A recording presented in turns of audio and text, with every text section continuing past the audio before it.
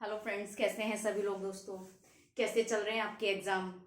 दोस्तों, आज की क्लास में हम बात करेंगे मॉडल पेपर कोर्स 5 की। ठीक है, क्योंकि कोर्स 4 तक हमारा हो चुका है। कोर्स 5 का मॉडल पेपर क्या रहेगा और उसमें क्या क्या मोस्ट इंपोर्टेंट क्वेश्चंस रहने वाले हैं, फुल फॉर्म्स रहने वाले हैं, इस पर बात करेंगे। ठीक है, तो ज्यादा समय ना देते हुए हम सीधे स्टार्ट करते हैं। ठीक है, बाकी की जो हमारी कमेंट के पर्पज जो हमारी कुछ डिस्कस होगा वो बाद में करेंगे। देखिए, सबसे पहले आपको देखने को मिलती है 5 फुल फॉर्म। तो 5 फुल फॉर्म आपके पेपर 5 से किस तरीके की फुल फॉर्म आपको देखने को मिलेगी, कैसी फुल फॉर्म्स होंगी और कौन सी मोस्ट इंपोर्टेंट फुल फॉर्म्स है कल के एग्जाम के लिए। तो देखिए, सबसे पहले आ रही है आपका CCC। CCC child centred curriculum. Child centred curriculum. ठीक है, यानी कि चाइल्ड यानी कि बाल आधारित पाठ्यक्रम। ठीक है ना, बाल या छात्र आधारित भी कह सकते हैं हम, बाल आधारित पाठ्यक्रम हिंदी हो गया इसका। ठीक है, दूसरा देखिए IE inclusive education. Inclusive education यानी कि समेकित शिक्षा। समेकित शिक्षा, यहाँ पर IE का इंटीग्रेटेड एजुकेशन भी हो जाएगा, जिसका हिंदी हो जाएगा एकीकृत शिक्षा। ठीक है, समेकित शिक्षा या एकीकृत शिक्षा। एकीकृत शिक्षा जिसमें इंटीग्रेटेड एजुकेशन भी IE का हो जाएगा और इंक्लूसिव एजुकेशन भी हो जाएगा। दोनों फुल फॉर्म हो जाएंगी। अगर इंक्लूसिव एजुकेशन होगा तो समेकित शिक्षा होगा, इंटीग्रेटेड एजुकेशन होगा तो एकीकृत शिक्षा होगा। ठीक है, नेक्स्ट देखिए ACC यानी कि activity centred curriculum. Activity centred curriculum. ठीक है, यानी कि क्रिया केंद्रित पाठ्यक्रम। क्रिया यहां पर केंद्रित होगा। ठीक है ना, सेंटर्ड केंद्रित, केंद्रित। ठीक है, क्रिया केंद्रित पाठ्यक्रम। ठीक, क्रिया केंद्रित पाठ्यक्रम। नेक्स्ट है आपका HC। HC का है होलिस्टिक करिकुलम। Holistic curriculum. ठीक है, SHS। SH self help skill यानी कि स्वयं सहायता कौशल। सेल्फ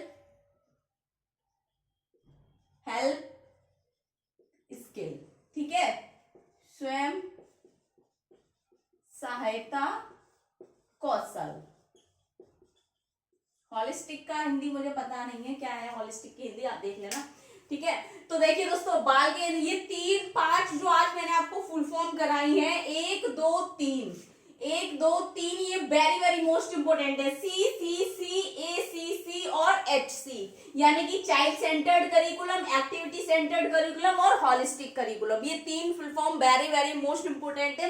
कल के एग्जाम में अगर 3 नहीं तो 2 फुल फॉर्म ये देखने को मिलेंगी। बाकी इन 3 में से कोई भी आपको, यानी कि 3 फुल फॉर्म कल आपके एग्जाम पेपर में आपको देखने को मिल सकती है। तो वेरी वेरी मोस्ट इंपोर्टेंट है। ठीक है, आपका पार्ट फर्स्ट हो गया, पार्ट ए हो गया। पार्ट बी की बात करते हैं। पार्ट बी में हमें 2 नंबर के प्रश्न, किस प्रकार के प्रश्न हमें देखने को मिलेंगे।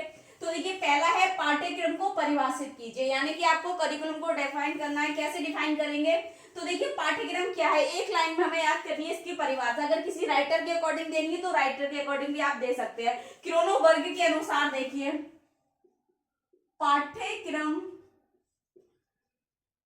पाठ्य वस्तु का सुव्यवस्थित, पाठ्यक्रम पाठ्य वस्तु का सुव्यवस्थित रूप है। क्या है, रूप है जो छात्र की आवश्यकताओं की पूर्ति के लिए या पूर्ति के लिए या पूर्ति करने के लिए, पूर्ति आवश्यकताओं की पूर्ति करने के लिए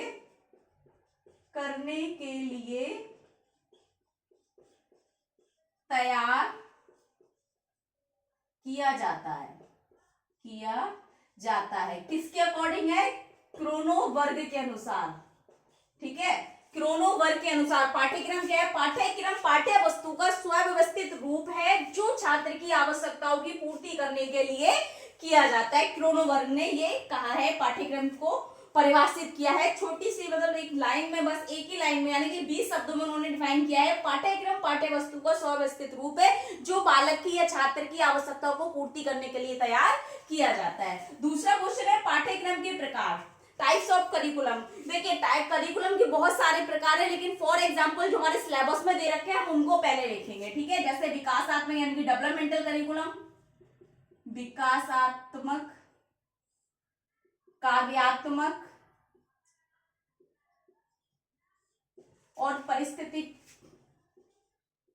परिस्थितिकी और उदार, यानी कि developmental curriculum, functional curriculum, ecological curriculum और इलेक्टिव करिकुलम। ठीक है, ये हमारे प्रकार हैं। नेक्स्ट देखिए पाठ्यक्रम का केंद्र बिंदु कौन है? तो पाठ्यक्रम का केंद्र बिंदु कौन है, इस तरीके से प्रश्न आ सकता है। या पाठ्यक्रम का केंद्र बिंदु किसे माना जाता है, या पाठ्यक्रम किस पर केंद्रित होता है। 3 प्रकार से ये प्रश्न आपको पूछा जा सकता है। तो किस पर होता है पता होना चाहिए, छात्र पर। ठीक है, नेक्स्ट देखिए पाठ्यक्रम के मॉडल। पाठ्यक्रम के कौन कौन से मॉडल है? एक तो आपका गृह आधारित यानी कि होम बेस्ड, दूसरा है केंद्र आधारित यानी कि सेंटर बेस्ड, केंद्र आधारित, तीसरा है बहुअनुशासित यानी कि मल्टी डिसिप्लिनरी, बहुअनुशासित, फिर है ट्रांसडिसिप्लिनरी, ट्रांसडिसिप्लिनरी। ठीक है, home based, centre based, multi disciplinary और ट्रांसडिसिप्लिनरी। ठीक है, ये हमारे मॉडल हैं किसके? पाठ्यक्रम के। क्वेश्चन नंबर 5 देखिए पाठ्यचर्या की दृष्टिकोण, अप्रोचेस पूछे उसने। पाठ्यचर्या करिकुलम के अप्रोच कौन कौन से हैं? तो एक तो हो गया चाइल्ड केंद्रित, चाइल्ड सेंटर्ड यानी कि बाल केंद्रित। ठीक है, दूसरा है एक्टिविटी से क्रिया केंद्रित, क्रिया केंद्रित। ठीक है, और चौथा है समग्र, कॉम्बिनेशन, समग्र या इंक्लूजन।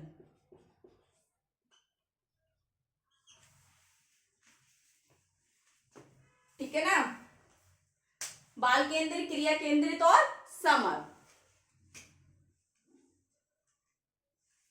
उसके बाद देखिए आप इसमें जो क्वेश्चन आपको देखने को मिलेंगे मोस्ट इंपोर्टेंट, इसमें से भी मैं बता रही हूँ। एक तो आपका पहला प्रश्न बहुत ज्यादा महत्वपूर्ण है, दूसरा प्रश्न भी आपको देखने को मिलेगा, तीसरा प्रश्न, चौथा जो प्रश्न है आपको पाठ्यक्रम के मॉडल वो पूछ सकते हैं 2 नंबर में, और पाठ्यक्रम के दृष्टिकोण भी आपको 2 नंबर में पूछ सकते हैं। यानी कि बहुत ही ज्यादा सिलेक्टिव क्वेश्चन मैंने आज आपको इसमें कराए हैं जो आपके 2 नंबर के लिए बहुत ही ज्यादा महत्वपूर्ण है। हो सकता है इसी प्रकार आपको 5 प्रश्न देखने को मिल जाए। 3 प्रश्न तो मिलने ही मिलने हैं, कहीं नहीं जाने। 2 का मैं कह नहीं सकती, बाकी 3 प्रश्न आपको इसमें से तैयार मिलेंगे। ठीक है, तो आप इस चीज को देखें।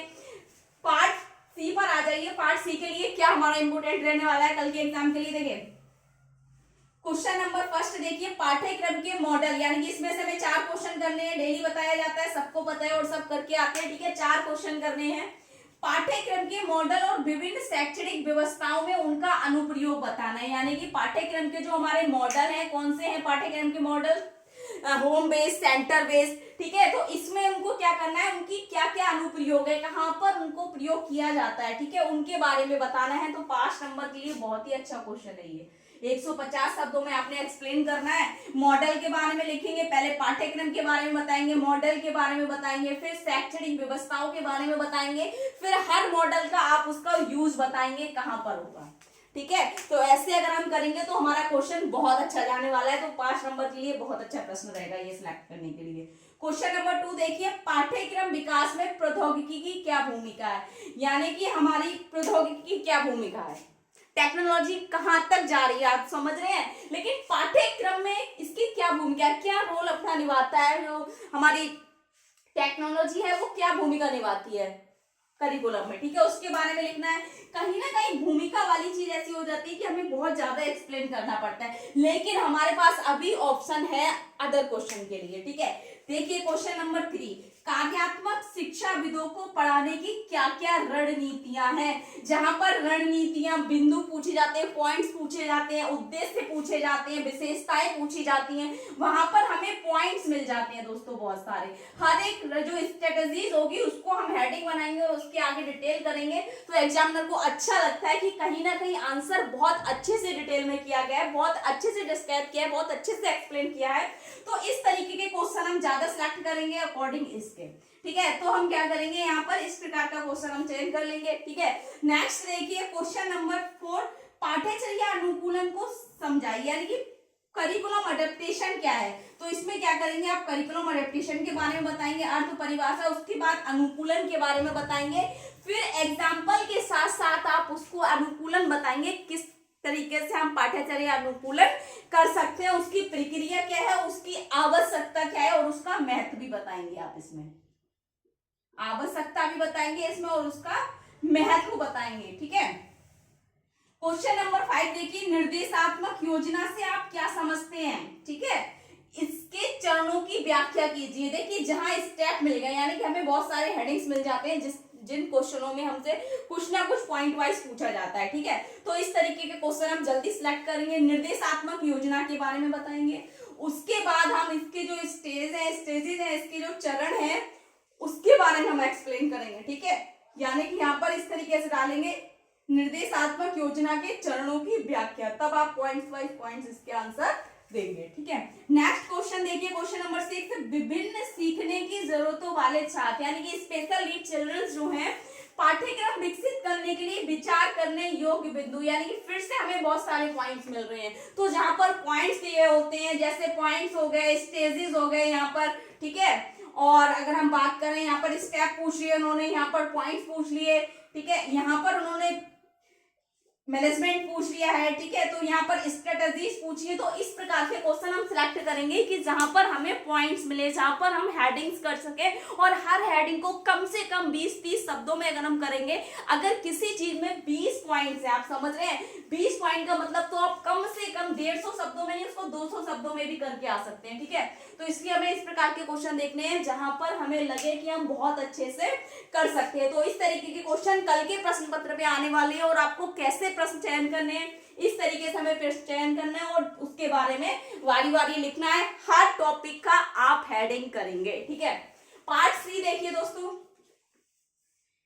पाठ्यक्रम का अर्थ, परिभाषा, प्रकार को स्पष्ट करते हुए पाठ्यक्रम विकास के सिद्धांतों को विस्तार करें। 99% ये आएगा आपका क्वेश्चन, 10 नंबर में ये देखने को मिलेगा ही मिलेगा, आप ऐसे समझ लीजिए। 10 नंबर का ये प्रश्न आएगा। हो सकता है प्रकार यहां पर बदलकर वो पाठ्यक्रम के मॉडल पूछ ले, पाठ्यक्रम के दृष्टिकोण पूछ ले, ये 3 चीजें पूछेगा ही पूछे, प्रकार, दृष्टिकोण, उसके अप्रोच और मॉडल, ठीक है, यानी कि प्रतिदर्श। तो यहाँ पर या टाइप्स पूछेगा, अप्रोचेस पूछेगा, या फिर उसके मॉडल्स पूछेगा, और ये क्वेश्चन आना ही आना है 110%, ऐसे समझ लीजिए, ठीक है। तो आप इस क्वेश्चन को प्रिपेयर कर लीजिए कल के एग्जाम के लिए। बाकी का आपको पता है कि हमने पहले उसका मीनिंग देना है, डेफिनेशन देना है, टाइप्स, अप्रोच, मॉडल अगर पूछता है उसको करना है। उसके बाद विकास के सिद्धांत कितने, बहुत सारे सिद्धांत हैं, ठीक है ना। उम्र के अनुसार हो, स्तर के अनुसार हो, नवीन होना चाहिए, एकीकृत होना चाहिए, सहसंबंधित होना चाहिए, विस्तृत होना चाहिए, व्यापक होना चाहिए, छात्र केंद्रित होना चाहिए, ठीक है। तो जितने भी इसके सिद्धांत है, अगर आप हर सिद्धांत को आप क्या करेंगे, डिटेल करेंगे और एक हेडिंग बनाएंगे, तो 250 शब्दों के लिए बहुत ही अच्छा क्वेश्चन रहेगा एक्सप्लेन करने के लिए। नेक्स्ट देखिए, मूल्यांकन क्या है, मूल्यांकन के प्रकार लिखिए एवं सीसीई को विस्तार कीजिए। आप मूल्यांकन के बारे में आप यहाँ पर क्या है, इसमें आप क्या करेंगे, उसका मीनिंग देंगे, डेफिनेशन देंगे, फिर उसके टाइप्स करेंगे। हर टाइप्स को आप एक्सप्लेन करेंगे कम से कम। अगर सीसीई के कई सारे टाइप्स हैं, लेकिन जो हमने सिलेबस में पढ़ रखे हैं 3 पढ़ रखे हैं, तो हर टाइप को एक्सप्लेन करने के बाद CCE बताएंगे, यानी कि कॉम्प्रिहेंसिव कंटिन्यूअस इवैल्यूएशन के बारे में आप बताएंगे। ठीक है, तो ये भी क्वेश्चन आपका मोस्ट इंपोर्टेंट है, लेकिन इसका ज्यादा चांसेस है आने के लिए। 10 नंबर में ये क्वेश्चन आपको देखने को मिलेगा ही मिलेगा। बाकी अगर हम इसकी बात करें, मूल्यांकन का क्वेश्चन 5 में भी मिल सकता है, लेकिन 10 में ज्यादा चांसेस है। अगर वो CCE के बारे में पूछेगा, कंटिन्यूअस कॉम्प्रिहेंसिव इवैल्यूएशन पूछेगा, तो इसके चांसेस है 10 नंबर में। तो दोनों ही टॉपिक आप प्रिपेयर कर लीजिए, क्वेश्चन फर्स्ट तो लॉन्ग कर ही लीजिए। ठीक है, बाकी अगर मैं कमेंट्स की बात करूं, कमेंट्स बहुत कम फीडबैक मिल रहा है, 2 दिन से कम आ रहा है। और दूसरा एक आपका डाउट रहता है कि पास होने के मार्क्स, तो भाई अगर पास होने के लिए पढ़ना है तो मेरी क्लासेस मत देखिए, क्योंकि इतनी मेहनत कर रहे हैं आपके लिए, आप पास होना ही चाहते हैं, अच्छी परसेंटेज के लिए पढ़िए, इतने अच्छे से प्रिपरेशन करा रहे हैं, मतलब कम से कम 200-250 आपको क्वेश्चन करा चुके हैं अब तक। ठीक है, आप उसमें मोस्ट इंपोर्टेंट क्वेश्चंस वाली क्लास दीजिए। ठीक है, सारी वीडियोस अपलोड है, प्लेलिस्ट में सेव कर रखिए, आप वहां जाइए। अगर आज से भी अगर प्रिपरेशन करेंगे आप नेक्स्ट पेपर की, तो अच्छे मार्क्स ला सकते हैं। ठीक है ना, तो पासिंग मार्क्स की बात नहीं करनी है। बाकी इसके अलावा अगर आपको कुछ समझ नहीं आ रहा है, कुछ डाउट लग रहा है, कुछ पूछना है, तो कमेंट बॉक्स में कमेंट करें। ज्यादा से ज्यादा वीडियो लाइक करें, चैनल को सब्सक्राइब करें, बेल आइकन को प्रेस करें, ताकि नेक्स्ट आने वाली क्लास आप तक पहुंचती रहे। दोस्तों thank you so much, all the best.